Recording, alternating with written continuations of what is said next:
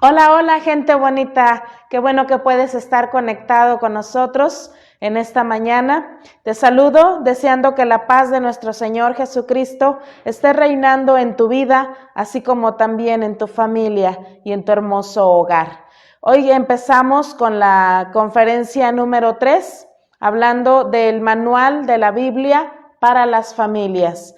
Hace 8 días veíamos la importancia del arrepentimiento y quiero introducir hacer un repaso acerca de los frágiles que somos como seres humanos, que podemos ser representados a un pequeño cerillo.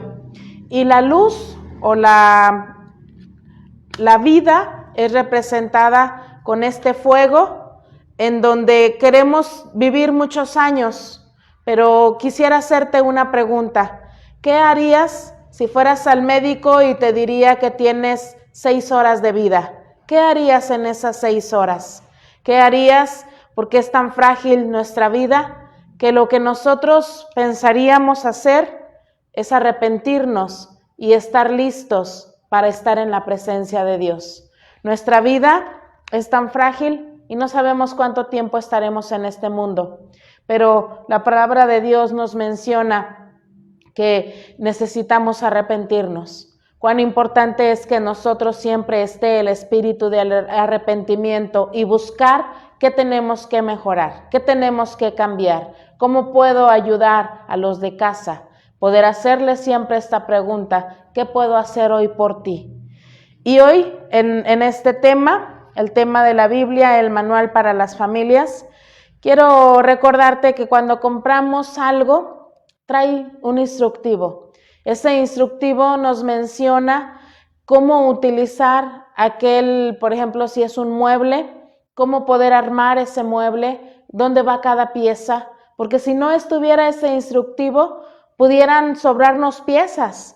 Pudiéramos decir, pues creo que ya está armado, creo que ya se ve bien, y de pronto nos damos cuenta y tenemos un montón de piezas que ni siquiera sabemos dónde iban o cuál era el propósito.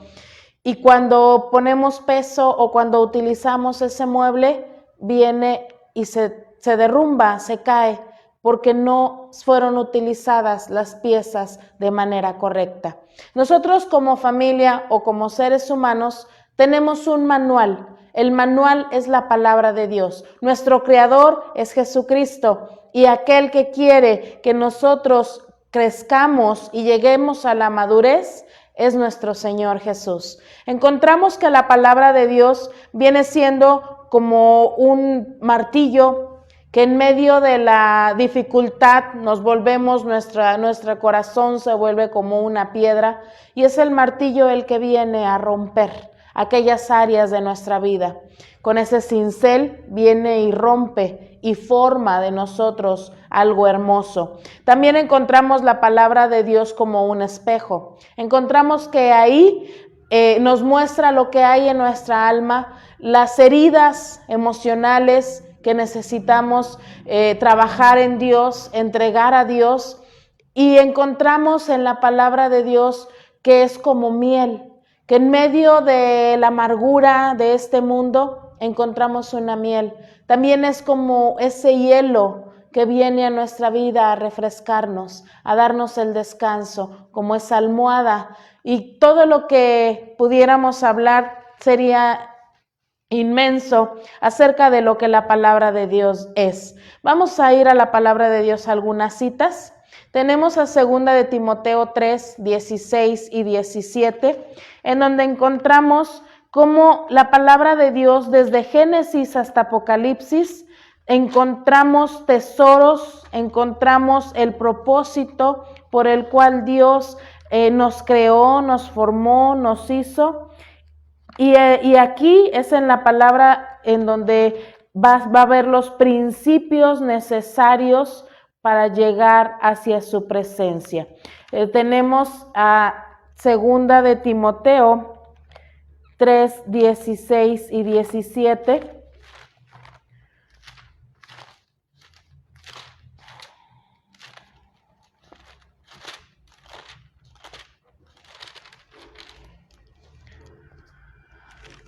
Dice la palabra de Dios: toda escritura es inspirada divinamente y útil para enseñar, para redarguir, para corregir, para instituir en justicia, para que el hombre de Dios sea perfecto, enteramente instruido o preparado para toda buena obra. Cuando necesitamos la palabra de Dios como una enseñanza, la encontramos. Cuando necesitamos que alguien venga y nos redarguya porque estamos haciendo mal, porque nos hemos apartado del camino de Dios, la palabra de Dios viene y redarguye nuestra vida, nos corrige, nos instruye, nos muestra cuál es la justicia de Dios, porque a veces mis balanzas son diferentes a las balanzas de Dios. Y la justicia es algo equitativo, es tener una balanza correcta. ¿Para qué? Para que el hombre de Dios sea perfecto. Podemos voltearnos al espejo y decir: wow, me falta mucho para ser perfecto, pero la palabra de Dios, y esta es una promesa de parte de Dios para nosotros, Dios quiere perfeccionarnos. Dice: para que podamos ser instruidos para toda buena obra, llegar a la estatura del varón perfecto y encontrarnos como un Cristo en pequeño. Entonces encontramos que la palabra de Dios fue de origen divino, fue salida de la mente y del corazón de Dios. Y ahí tenemos otra cita que vamos a Isaías, capítulo 14, versículo 24. Dice así la palabra de Dios: Jehová de los ejércitos juró diciendo: ciertamente se hará de la manera que lo he pensado y será confirmado como lo he determinado. Todo está trazado por la mente y el corazón de Dios. Y este manual, esta palabra de Dios fue salida de o viene de un origen divino. Tenemos como la palabra de Dios se convierte en un mapa para enseñarnos el camino, y eso lo encontramos en Salmos 119, Salmos 119, 105. Salmos 119, 105. Dice la palabra de Dios: lámpara es a mis pies tu palabra y lumbrera a mi camino. La palabra nos guía. A veces estamos en la iglesia y Dios nos habla y viene a nuestra mente y nos muestra o nos indica qué es lo que tenemos que hacer, qué camino es el que tenemos que tomar, y es la palabra de Dios. A veces estamos en nuestro cuarto de oración, abrimos la Biblia y hay diferentes pensamientos en nosotros, y viene Dios y empieza a hablarnos por medio de su palabra, empieza a dirigirnos. ¿Por qué? Porque la lámpara que viene a nuestros pies es las promesas, es los principios de Dios para nosotros. Encontramos también como la palabra de Dios en Proverbios 6, 22, nos dice: te guardarán cuando anduvieres, cuando durmieres te guardarán, hablarán contigo cuando despertares. Tanto en la noche como en la mañana podemos confiar en que la palabra de Dios estará ahí. Nuevas son las misericordias de Dios, y cada mañana podemos ver su plan maestro sobre nuestra vida, si nosotros así se lo dejamos. Si no tomamos nosotros el control y le dejamos el control a Dios, Dios nos muestra cada mañana sus misericordias. Encontramos que la palabra de Dios es como una espada, y vamos a Efesios capítulo 6, versículo 17. La espada es utilizada de dos maneras: para defendernos, pero también para atacar.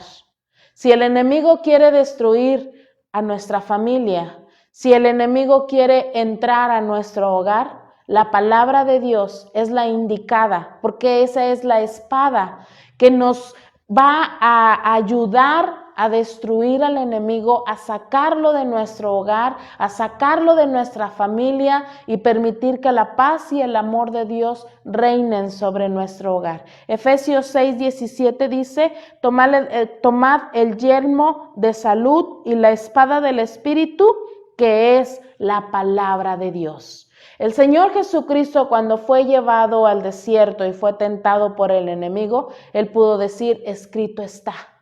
¿Cuántas promesas de la palabra de Dios has vivido? No solamente el leerlas, no solamente el memorizarlas, sino el vivir esas porciones de la palabra de Dios para tu vida y decir, escrito está. El Señor Jesucristo me muestra que la espada del Espíritu es la palabra de Dios. Y también encontramos en Hebreos 4:12 cómo la palabra de Dios es viva y eficaz y más penetrante que toda espada de dos filos, que alcanza hasta partir el alma y aun el espíritu y las coyunturas y tuétanos, y discierne los pensamientos y las intenciones del corazón. Cuán importante es que tú y yo podamos escudriñar la palabra de Dios, este manual que el Señor Jesucristo ha dejado para las familias, este manual que nos indica todo lo necesario para nuestro ser. Quiero seguir con una pregunta. La siguiente diapositiva nos dice, ¿qué sería de nosotros si no existiera la Biblia? ¿Te has preguntado? Quizás conoces a alguien que dice, Dios no existe, la Biblia fue creada por hombres, todo lo que está escrito no es para nuestro tiempo, hay que quitar el Antiguo Testamento porque Jesucristo vino a hacer cambios, y todas estas cosas que el ser humano puede pensar o decir no tienen fundamento, no tienen principios en Dios. Cuando nosotros nos imaginamos un mundo sin la Biblia, aquí ponemos una imagen, hay diferentes caminos. No habría un mapa, no sabrías qué camino tomar, no sabrías qué decisiones tener y cuáles son las consecuencias a aquellas cosas, porque hemos visto que la Biblia es la única que nos indica, que nos lleva hacia una meta. ¿Cuál es esa meta? Regresar a la casa del Padre, saber que estamos aquí solamente de paso y que el lugar en donde Dios quiere que nosotros estemos es junto a Él, es en su presencia, es el donde Él está. Nos invita a que nosotros también podamos estar con Él por toda la eternidad. La siguiente diapositiva nos habla acerca de un mundo sin Dios, un mundo sin la Biblia. Sería un mundo lleno de tinieblas, vacío, vano, con desesperanza, sin tener un futuro, porque sería un futuro incierto, llenos de temores, hogares disfuncionales, hogares con problemas, con dificultades grandes. ¿Por qué? Porque sería un mundo lleno de caos, un mundo lleno de tinieblas. El Señor Jesucristo no quiere esto para nuestros hogares, porque el Señor Jesús ha puesto un faro, el Señor Jesús ha puesto una brújula, el Señor Jesús ha puesto una guía. Ese es el manual, eso es lo que encontramos en la palabra de Dios, la guía necesaria para encontrar la completa felicidad. La siguiente diapositiva nos muestra por qué en estos tiempos de pandemia ha habido más divorcios y hay más familias disfuncionales en donde los niños dicen, ¿con quién me voy? Si amo a papá, pero también amo a mamá, ¿qué es lo que hago? Donde los corazones están siendo rotos, están siendo destruidos. Este no es el propósito de Dios. La serpiente entró, la corrupción entró a la humanidad y todo esto viene, ¿por qué? Porque nos falta dejarle el control a Dios. El hombre, la mujer, la familia quiere tener el control, quiere realizar las cosas a su manera y no a la manera que está escrito en la palabra de Dios. El Señor Jesucristo quiere tener el control del ser humano y por eso ha dejado la guía, el mapa, el manual para saber qué hacer. Qué bueno que hoy estás estudiando con nosotros la palabra de Dios. La siguiente diapositiva encontramos cuál es el propósito de Dios para el matrimonio. ¿Cuál es el propósito de Dios cuando instituyó en Génesis la unión del hombre y la mujer para formar una familia? Dice, fructificad, multiplicad y henchid la tierra. Entonces el Señor Jesucristo quiere, o el propósito de Dios para el matrimonio es adquirir la madurez en Cristo Jesús. Aquí tenemos nosotros una imagen de la iglesia llegando a la estatura del varón perfecto para casarse en matrimonio con Jesucristo. Es la iglesia, es el amor que se tiene la iglesia con Jesús. La diferencia o haciendo una comparación del matrimonio en este tiempo. Vamos a Efesios capítulo 5.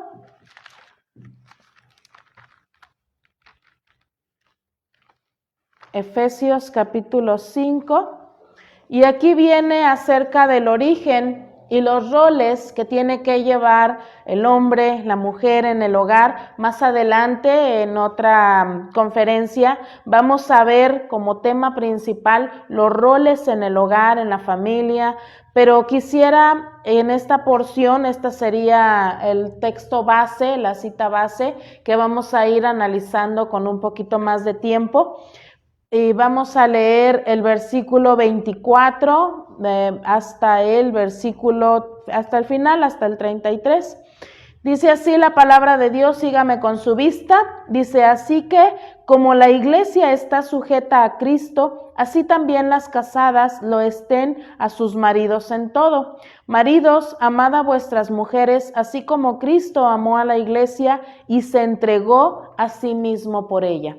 Hemos escuchado muchas predicaciones acerca de esta porción de la palabra de Dios, de este capítulo. Y a veces como mujeres no nos gusta o no la palabra someternos, sujetarnos, estar bajo la cabeza del varón. A veces decimos como que se me dificulta. Pero aquí la palabra de Dios está haciendo la similitud de la iglesia con Cristo y está hablando acerca de cómo al hombre, al varón, al esposo, se le dice que tiene que sacrificarse, morir, entregar hacia sí mismo, como el Señor Jesucristo entregó gota a gota de su sangre, toda su vida, todo su deseo fue hacer la voluntad del Padre por amor a la iglesia. Entonces, pudiéramos decir, ¿qué es más difícil? ¿Morir o sojuzgar? O tener de cabeza al hombre, a nuestro marido, ¿verdad? Porque aquí dice, así que Efesios 5:24, así que como la iglesia está sujeta a Cristo, así también las casadas lo estén a sus maridos. A veces la palabra sujetarse no tenemos toda el significado de lo que es esta palabra, pero pudiéndolo poner en balanza, ¿qué estaría más difícil? Al hombre le dice, muere, sacrifícate, y a la mujer le dice, sujétate a tu marido. Las dos, pudiéramos decir, son similares, porque el sujetarnos quiere decir que por amor muchas veces voy a doblar las manos. Pero al hombre le dice, por amor tienes que morir a tus deseos, a tus pensamientos, a tener el control de las cosas y dejar que el que tenga el control sea el Señor Jesucristo. Dice el versículo 26, para santificarla, limpiándola en el lavacro del agua por la palabra, para presentársela gloriosa para sí, una iglesia que no tuviere mancha ni arruga, ni cosa semejante, sino que fuese santa y sin mancha. Así también los maridos deben amar a sus mujeres como a sus mismos cuerpos. A veces decimos, no, pues ¿cómo me doy cuenta que me amo? ¿O cómo me doy cuenta y a qué nivel tengo que amar a mi pareja? Porque le doy comida, porque lo dejo dormir, porque estoy chiqueándolo, porque estoy viendo por la salud de nuestro cuerpo. Entonces quiere decir que sí nos amamos. No es solamente el comprar, se me antoja un helado, voy a ir y me lo voy a comprar. Bueno, te estás amando, estás chiqueándote, estás dándote regalitos y es bueno. Y también se necesita hacer para los de casa, para los de familia, para nuestro hogar, dar tiempos de calidad, el amor necesita verse, lleva frutos, lleva acciones. Y aquí dice que el marido debe de amar a sus mujeres como a sus mismos cuerpos. El que ama a su mujer, a sí mismo se ama, porque ninguno aborreció jamás a su propia carne, antes la sustenta y regala, como también Cristo a la iglesia, porque somos miembros de su cuerpo, de su carne y de sus huesos. Por esto dejará el hombre a su padre y a su madre, y se allegará a su mujer, y serán dos en una carne. Este misterio también es, mas yo digo esto con respecto a Cristo y a la iglesia. Cada uno, empero de vosotros, de por sí, ame también a su mujer como a sí mismo, y la mujer reverencie a su marido.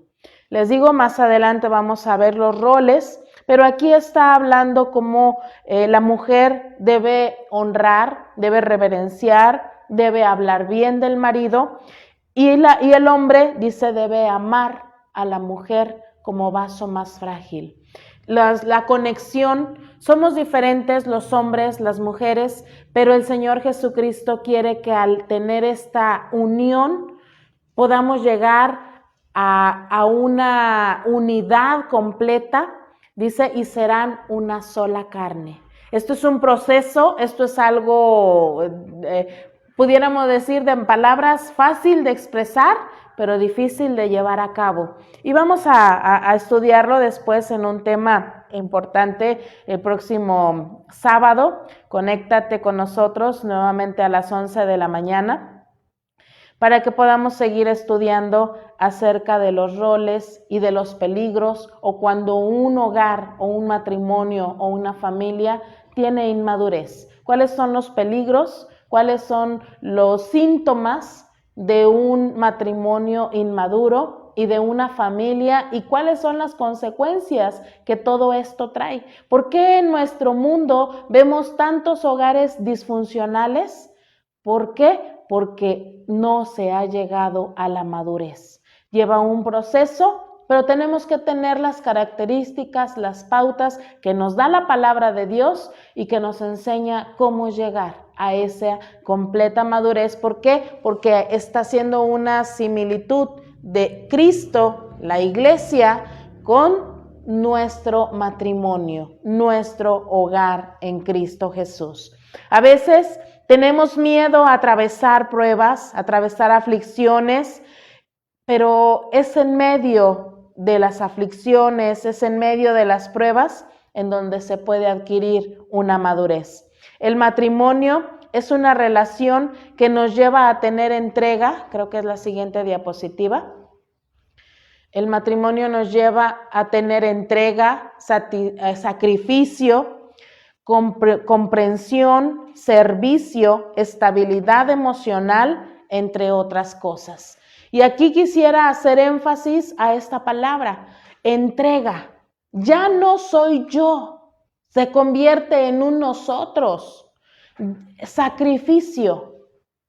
Decíamos, Jesús fue hasta la muerte y dio gota a gota de su sangre llevando a cabo ese sacrificio. Y todo lo que adquirimos, todo un puente que adquirimos para ser librados de la muerte, del infierno, para poder ser librados de de tantas cosas, el arma tan poderosa que el Señor Jesús nos ha dejado, que es su sangre, por ese sacrificio que hizo en la cruz del Calvario. Entonces, encontramos que es en el matrimonio en donde encontramos entrega, sacrificio, comprensión, servicio, estabilidad emocional, entre otras cosas.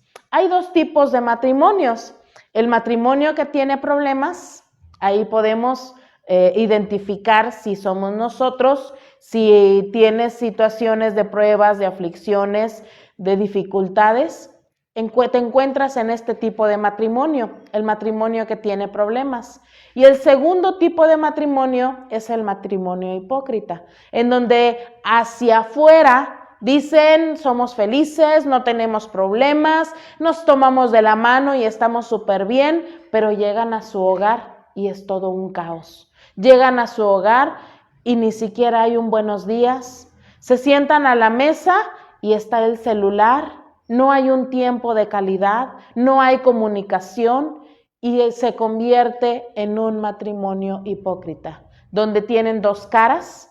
La palabra sinceridad viene de la antigüedad, donde aquellas jarrones o aquellas vasijas, cuando era puesta la cera, pudiéramos decir se veían bonitas.